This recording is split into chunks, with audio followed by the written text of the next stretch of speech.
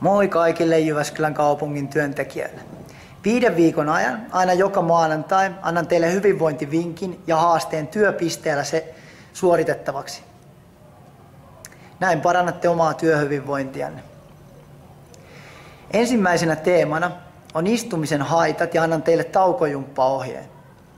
Ihminen on tarkoitettu liikkuvaksi. Paikallaan istuminen, liikkumattomuus ja huonot työasennot aiheuttaa lihaksiin jumeja ja ikään kuin jäädyttää rankaa, kun taas sitten monipuolinen liike ikään kuin voitelee sitä. Joten älä suosi huonoa asentoa. Jos istut pääosin työssäsi, muista tauottaa sitä. Suositeltavaa olisi nousta ylös 2 kertaa 1 tunnin aikana. Säännöllisellä tauottamisella ehkäiset istumisesta aiheutuneita vaivoja ja parannat energiankulutustasi, joka auttaa muun muassa painonhallintaa. Nyt näytetään teille taukojumppaohjeet. Ensimmäisenä liikkeenä kyynärnivelen pyöritys. Tee niin iso liikerata kyynärnivelellä, kun vain pystyt. Pidä iso ympyrä sivulle. Pidä niska rentona ja pää paikallaan. Pelkästään olkanivelessä liikettä.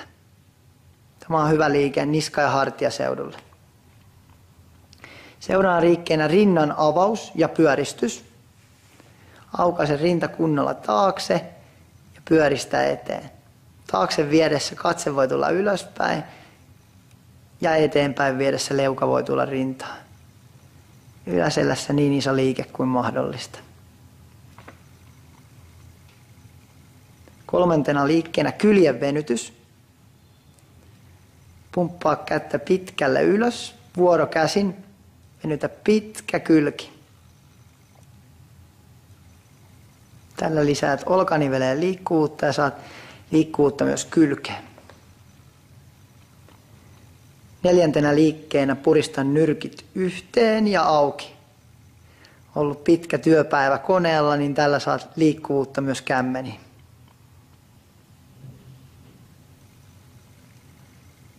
5. liikkeenä hartioiden jännitys ja rentoutus. Puristaa hartiat ihan ylös ja rentouta alas. Jännitä ja rentouta. 6. liikkeenä kyykky. Liike tuolia vasten, laske peppu tuolille, vie painoa pitkälle taakse, painoa kantapäällä, selkä suorana, päävartalon jatkeena.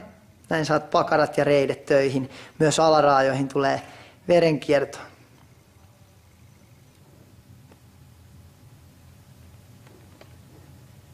Seuraavana liikkeenä kumarrus. Kumarra pyöreällä selällä alas. Ja tuo nikamalta selkää suoristat ylös. Ja ojenna lantiota pitkälle eteen.